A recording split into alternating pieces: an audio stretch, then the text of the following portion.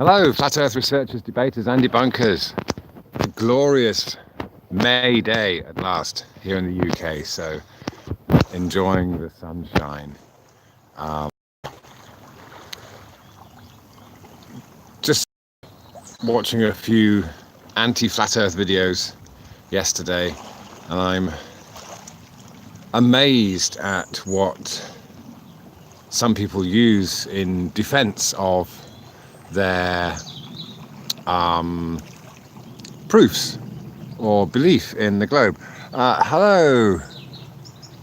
Oh, it's definitely Tam. Yeah, hi. Black Sheep, hello again. Good morning. Buckle up. Hello, sir.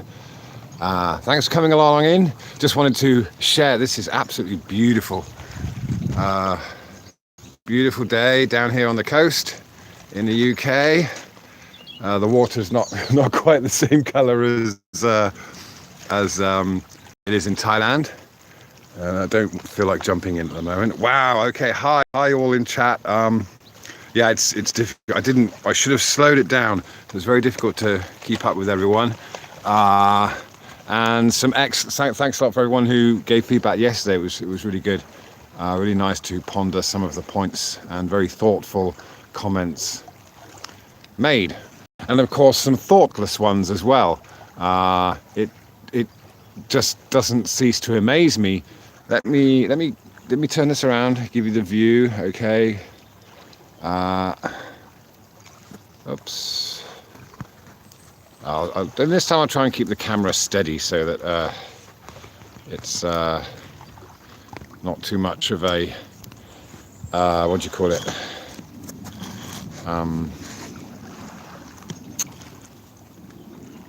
All right, check out. Yeah. So, for example, there's this one guy.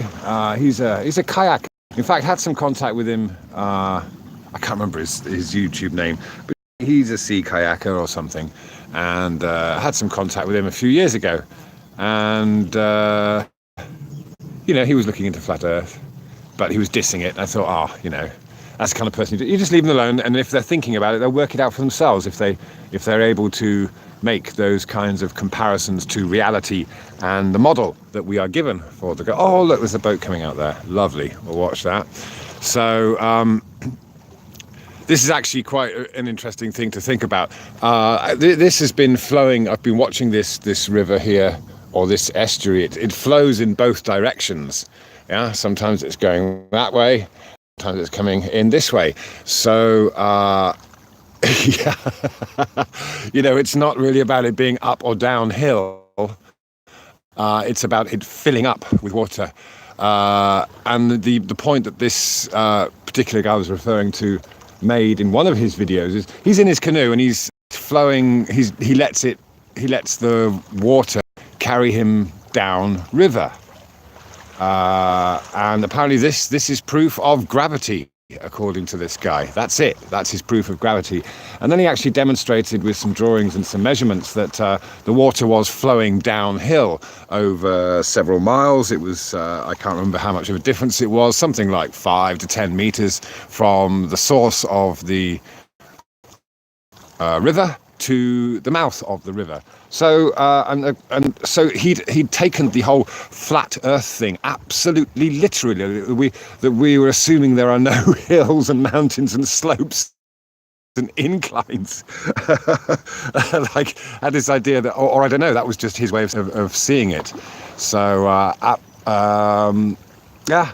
But one thing that came to mind when he was doing this on his kayak, allowing the water to flow underneath him, is we can use this as an analogy for a moving surface, right? We see that boat over there. Now, the water is flowing and it's using its own power, but if we just lifted that boat out of the water, just as we would lift ourselves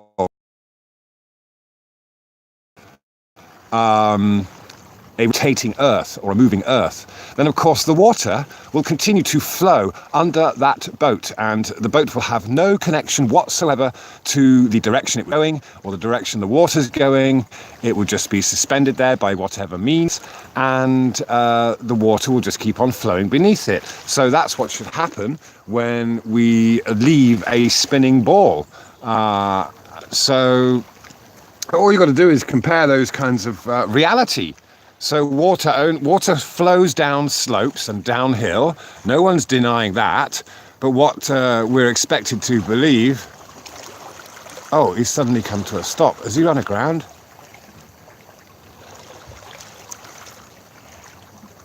That's weird. He just stopped suddenly. Yeah, so, we're expected to believe that the horizon is curve. And, of course, if we're on a globe, it's curving down away from us wherever we are. So how can you justify having a curve that water doesn't flow down when you go ahead and prove that, water flows downhill? Yeah?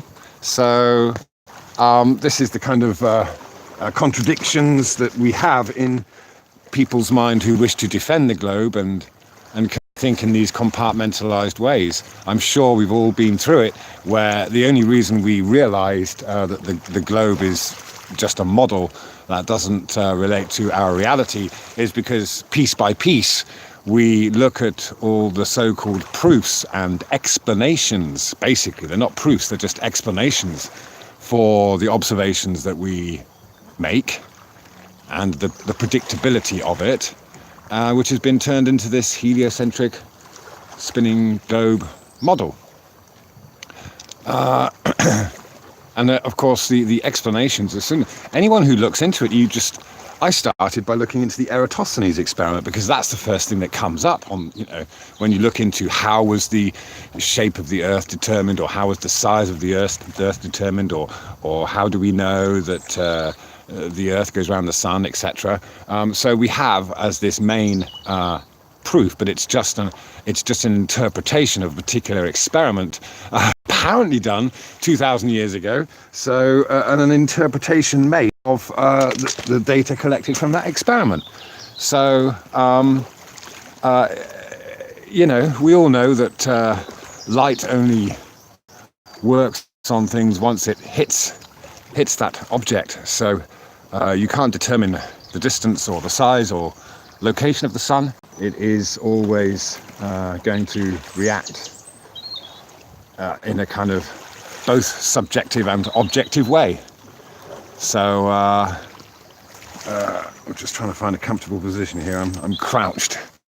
So look at that. You look at the and that's it. That's all they've got is when you look into the fundamental proofs.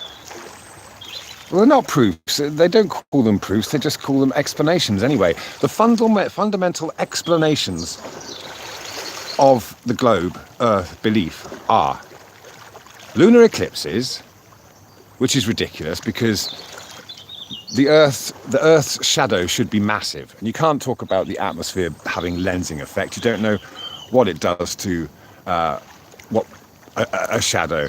We just get the only time in observable phenomenon of light when a shadow gets smaller than the object is when we're told that we got the shadow of a globe Earth being cast on the moon.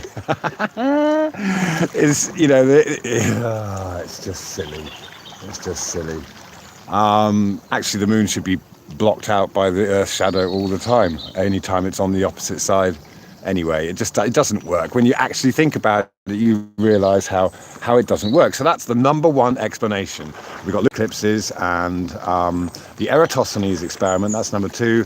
And sometimes number three comes the the North Star, Polaris, getting closer to the horizon as you get further away. And we all know that we're making an observation, and all observations are governed by perspective.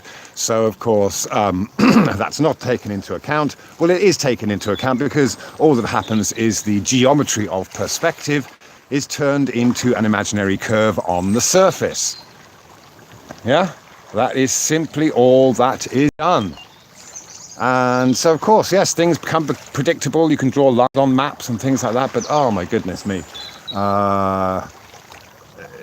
you know, it's pointless arguing with someone who can't agree that the geometry and trigonometry can be interchanged and used to make projections in whatever way they see fit.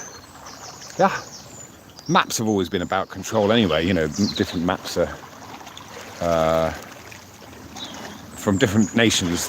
Each nation will, if a nation has a world map, it will put its country at the center. Yeah, Japan does. You're gonna look at a Japanese world map. Same, and that's the same with us, isn't it? When the Europeans, we're looking at a map. It's always Europe the right way up,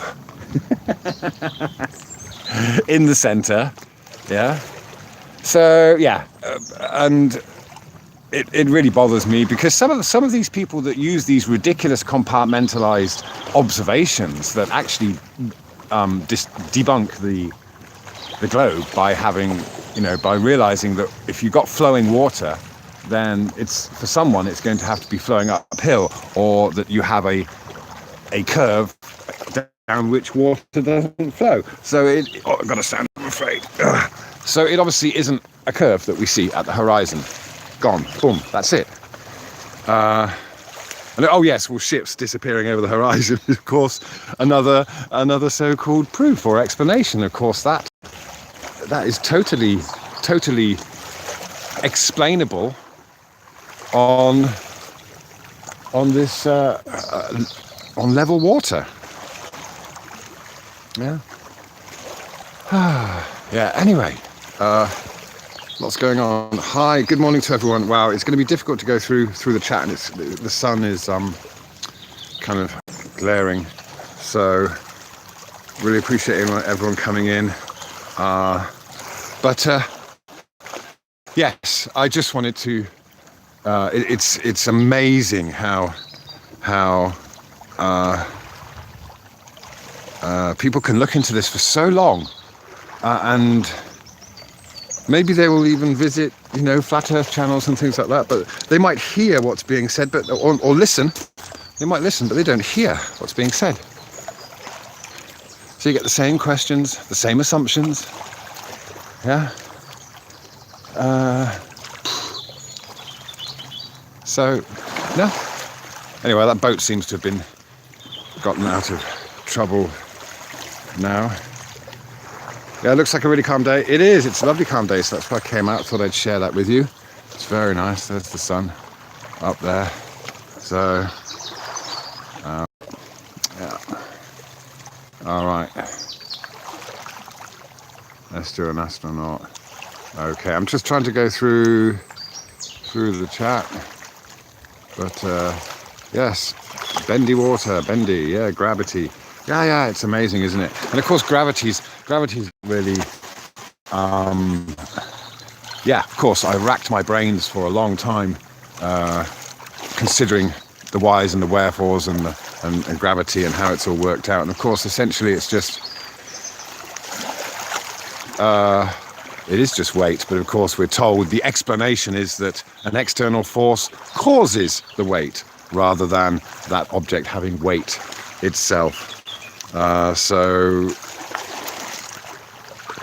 it's understandable, because that's how we're taught. We're taught to knock things together and pull springs and things like that, and we're taught about weight being a force, and also that is the same as a pulling force. When you pull something along, you get a certain amount of kilograms of tension or pull or what have you, and of course those practical demonstrations are then used to apply a thought experiment that because we're on a globe and we know it would be physically impossible to stick to a globe, we have to come up with an external force. Well, we'll call it the same as the force that we show as pulling things along the surface horizontally. And people get it, they go, oh, well, of course, yes, if you want to pull or push something, you need an external force. You need to physically push it or pull it from the outside. So, yes, I get that. You have to have an external force to pull something, or to pull something down or pull something up. Push down, push up. So it's actually very, very simple, because it's all been simplified for us simply by using the same word. And of course, in so-called scientific or physics terminology, they're allowed to use that word. Even the word gravity just means weight. It doesn't mean anything about our interpretation of the mechanics of that. Yeah, but of course the physicists can use the word weight or gravity and know that they're also implying there's an external force involved. Okay, someone's written me something. Hey, Nick. What you're doing right now, streaming away from home, is no longer possible in, what's that? Northern Russia. So no more live streams of the Midnight Sun. Oh, man, that's a shame. Wow, okay, so they're taking you back. Oh dear, dear, dear. Yeah. Yeah, so, and what's also amazing is some of these anti-flat earthers are half-woke people. They understand that there's a system in place. For example, they might be the kind of person that doesn't want to pay their poll tax or will refuse to pay their TV license because they understand that they're being fed propaganda, yet refuse to examine the possibility that they believed something fed to them by the propaganda machine. Yeah, so anything can be, I'm sorry, I can't read the names, but I can read out the text because they're in white. Anything can be the cause of all of creation except God. That is insane to me. If a flying bendy water ball is possible. Okay, yeah. Well, yeah, of course, that is it. There is creation going on. Who or what, how the creator creates is a total mystery. And, you know, we don't even, again, we don't, you know, it's funny how we consider an external force of gravity, but why should we also believe in an external God looking over us, a force either guiding us or not guiding us or whatever it might be? Yeah? Why would we want to consider that there must be some higher power other than ourselves? Yeah? An external force, an external God? No. That's just the same as believing in an external force of gravity to keep everything on this earth for some kind of reason. But one way I've heard this expressed is that everything we experience as individuals is that experience of consciousness or God having an infinite number of experiences. And of course that's never going to be perfect because, well, that's maybe where it comes from. The consciousness it has to be doing something. It has to be experiencing. Otherwise it's just in what you could call a void. That might be a very pleasant void of peacefulness, but that could get boring after a while. You want some adventure. So consciousness goes into these physical bodies in all its various forms to experience the infinite possibilities of life here in this realm. But of course we're sold the opposite story, that that it's only from a slight fraction of a percent of a chance out of a gazillion to one that life took hold on this spinning rock going around the sun in the middle of empty space, and blah blah blah blah blah blah blah. It's the other way round. Yeah, so the chat's frozen again, sorry about that, but yeah, hope you're enjoying the view and sharing some views too. But yeah, that's the way I see it. I'm not trying to dictate any kind of truth, and of course I have no proof, but just got ideas that we should consider and kind of make sense. Yeah, so you want to say flat earthers are crazy? Well, define sanity. Who's going to do that? You know, I've just now heard of another friend who committed suicide, someone I knew from childhood. So that's two people in my life that have committed suicide. Well, I'd love to know what caused them to feel that they couldn't carry on. Because a lot of the time, these people, from an outside point of view, they might appear to have a good life or whatever, but something's going on. Yeah, in this crazy place where confusion, distraction, and what have you rules the day. So you know, you just you turn the news on, and it literally is just programming you to be empowered by all the terrible stuff going on. Sure, occasionally there's a nice human interest story, but a lot of the time it's just creating the division, talking about Brexit and what have you, and just dragging people into this dichotomy, false dichotomy, yeah. So the chat's frozen again. Okay, the nature of God is a center that is everywhere and a circumference that's nowhere. Okay, nice one. Yeah. So basically, yeah, rather than considering God as an external force, or whatever you want to label it as, again, when you start using the word God, you immediately associate that with religions and what have you, and different people have different ideas about what God is. So, but it's obviously referring to. Well, it's interesting. We're either taught to think that it's in a realm beyond us, in the heavens, rather than a realm that's within us. We have to somehow connect to up there, but actually need to connect to inside. And that's another thing I see, is that we're just being distracted to always look in the opposite direction to where it's all at. Our attention is focused on space or whatever, some illusion, again, a dichotomy, a political, financial, whatever, Action. Okay. All right. Be the Jesus in you. Yeah, really, really sorry. It's difficult to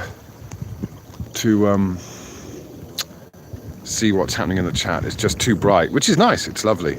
So, yeah. So really back to it. Wow, I'm sure you can't see it. I've just noticed that I can see mirroring beyond the bridge there. So, interesting. Just with normal sight. That's weird. Yeah, the explanations mean nothing. And if anyone who looks into this, and the first things you find when talking about globe proofs are those things like the Eratosthenes experiment, lunar eclipses. They might mention the Foucault pendulum, but not often. Yeah, North Star and what was the other one? I can't remember, there was something else. But these are all just explanations and imaginations of external forces that have been put in our minds as a way of seeing it when we're shown the word force or weight or whatever. So the model, there is a working model. We got a working model. All the people mean by a working model is there are predictions that can be made. So and that just comes from keeping records from making observations here on Earth. And yes, you can interpret that any way you like. You can have things moving about just to suit your whim. But it's very simple, isn't it? If you compare, for example, on geocentric illustrations of stars, etc., they create these patterns which we see in nature. It's all around us. We have elements of, the golden ratio, spiraling, which is something we see all around in nature, even down here. The water spirals when it hits. That's vortexes. Yeah, that's what we've got going on in the air, in the water. Yeah, vortexes of energy.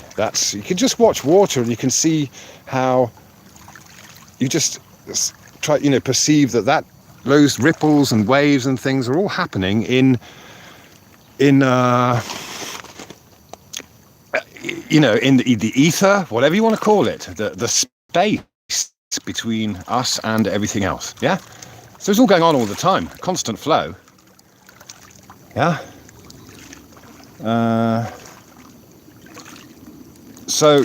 I suppose what I was saying is that really the heliocentric model is really dumbed down, because all they've done is try to fit everything into simple circles because they want to use geometry. Yeah, and make it really, really simple.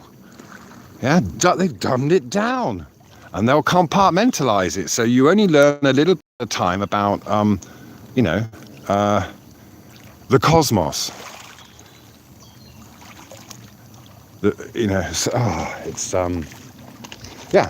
Just circles, and so of course you can, and then you can see throughout history, if you just read up on it, how the heliocentric model was created, and of course bringing people like Newton and Einstein along to kind of solidify the model with their explanations of gravity and mathematical equations was a move they had to make, because we all know that it's impossible to stick to a sphere.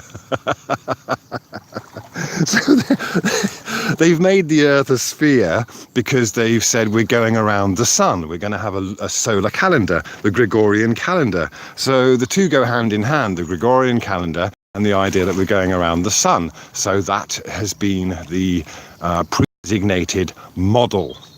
And everything has been flat. So of course, in order to get a transition between day and night and say, oh, that's because we're going around the sun, you have to create a spinning globe. And then you get a smooth transition between day and night. You can't have a flat Earth and the sun.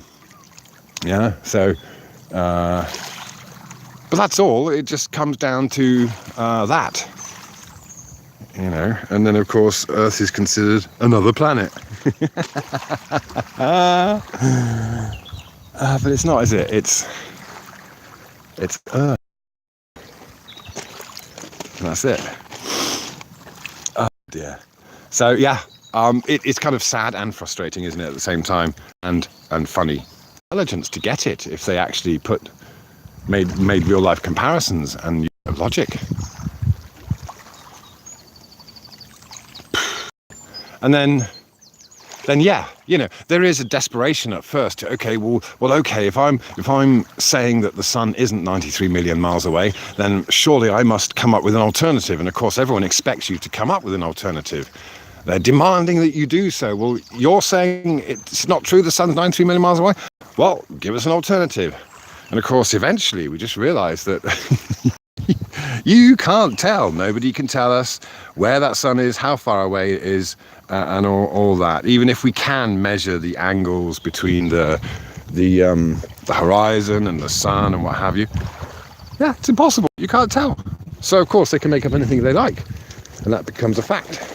I'm watching there's a quiz show on TV last night, and of course this is the kind of thing, people will sit for an hour or so watching people duke it out on some kind of TV quiz show, you know, with general knowledge questions and things like that. But of course these are questions that keep you trapped in that kind of fake reality, because you're supposed to have knowledge about, you know, what singer did what when, and what president was this and that then, and you know, this is a famous picture of who, or it's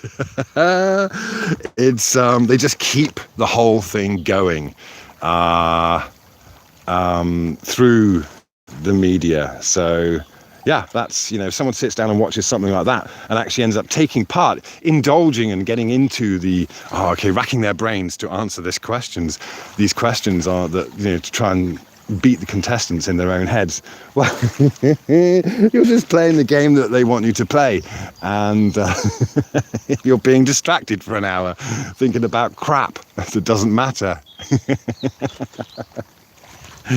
So it's great to be sharing this here with everyone.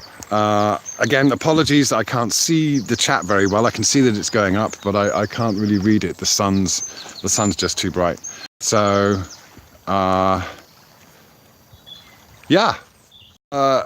encourage anyone. I think there are lots of people out there who are making their own observations and having their own thoughts and ideas, but not making their own videos. I really encourage anyone who has an idea, and even if someone said it before, you might have a way of saying it that makes sense to other people that didn't get it before. I think it's important to find ways to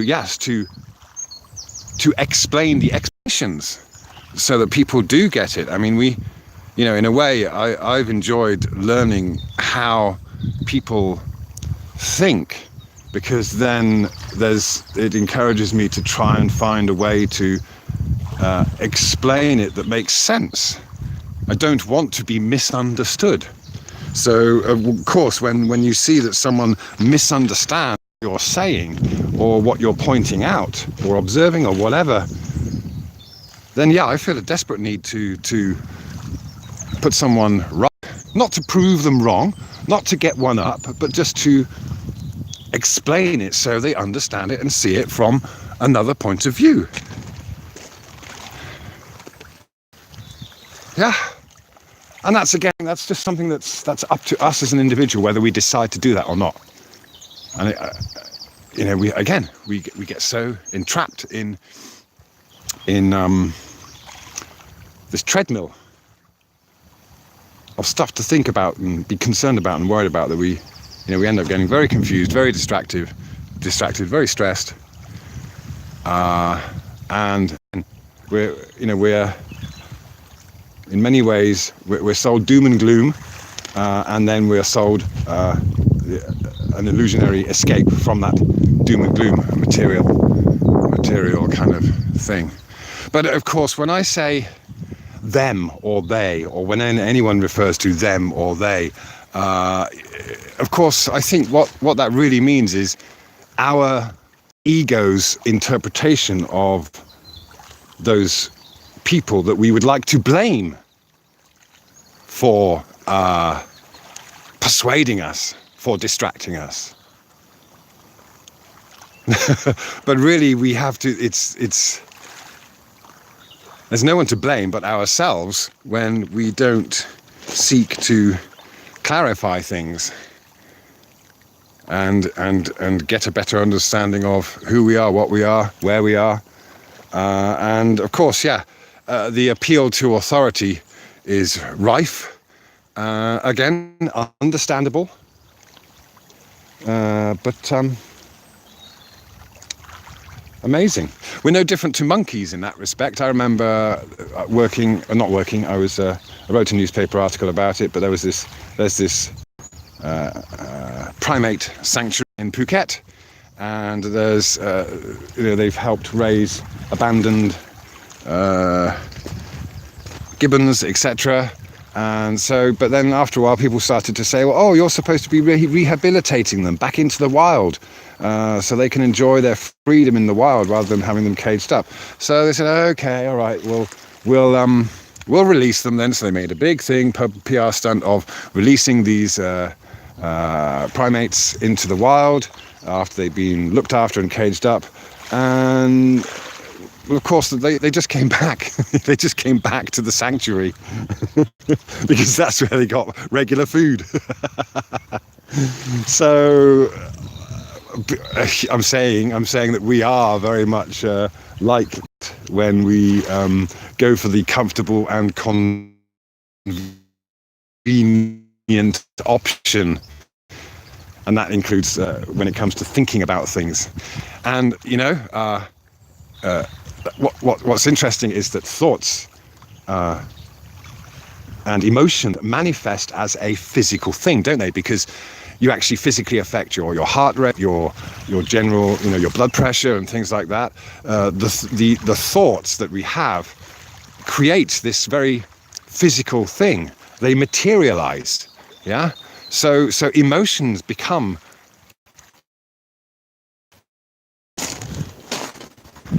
reconnecting. I hope that, yeah? We might desire. So, yeah, somebody mentioned in a comment the other day, you know, spiritual materialism much. To be honest, I'm not sure what that person was trying to say, but then it got me thinking, well, yeah, any attachment to a belief or an emotion or even a state of mind, wanting it to be this way, wanting it to be that way, this is all suffering, and this all creates physical, it manifests itself as a physical thing, i.e. it changes our body. We might get hot, we might get sweaty, we might get a raised or lowered heart rate, I said blood pressure, things like that. So, and then we actually go ahead and do something on these emotions or beliefs. So we might then make a physical action. We might bonk someone over the head, or we'll choose to retreat. So we have fight and flight going on in the mind as well. And this is what I see when we end up arguing with people about the shape of the earth, because what is being engaged is the fight or flight mechanism. And for me, it's not a fight. I don't want to fight with anyone. I just want to share. Just want to share. Share the patience, share the freedom of not being stuck on a spinning globe. And life does change. Everything changes because you let go of a belief, so you end up taking a different direction. Physically, it manifests itself as your physical reality. So if you have a kind of dogmatic or bigoted belief about something, that is going to affect all kinds of things in your life, because it will affect the way that people react to you, or the way you interact. You know, it's there's a gazillion possibilities each decision we make based on any kind of or emotion, and that's kind of, in a way, we're creating. And who's to say what's right or wrong? We create. We are the creator. Yeah. And this is it. Well, a lot of the time it might seem that it's out of our hands. We can't control it. It's in God's hands, or it's in the government's hands, or it's not my job, or whatever. No. It's our job to be aware of reality, and aware of predators, and aware of the things that can deceive us, and aware of beliefs and attachment, and aware of suffering in all its forms. Yeah?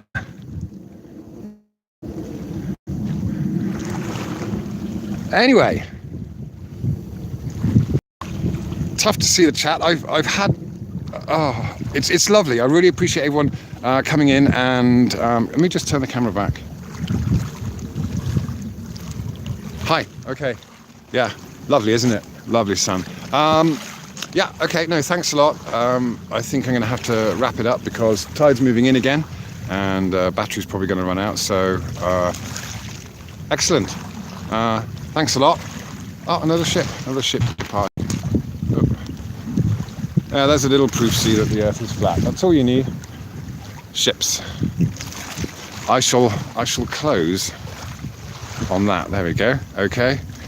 There is practical demonstrative proof that we live on a level Earth with highs and lows and troughs and mountains. It's not totally level, but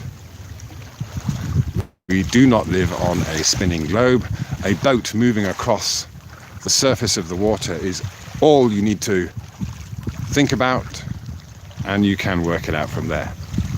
All right, so I shall love you and leave you. Thank you very much. It's been great. I'll be back in Thailand soon, so slightly warmer climes and a different backdrop to the birds. But this is lovely. It's lovely to listen to this. Okay, thanks a lot to everyone. I'll catch up with you.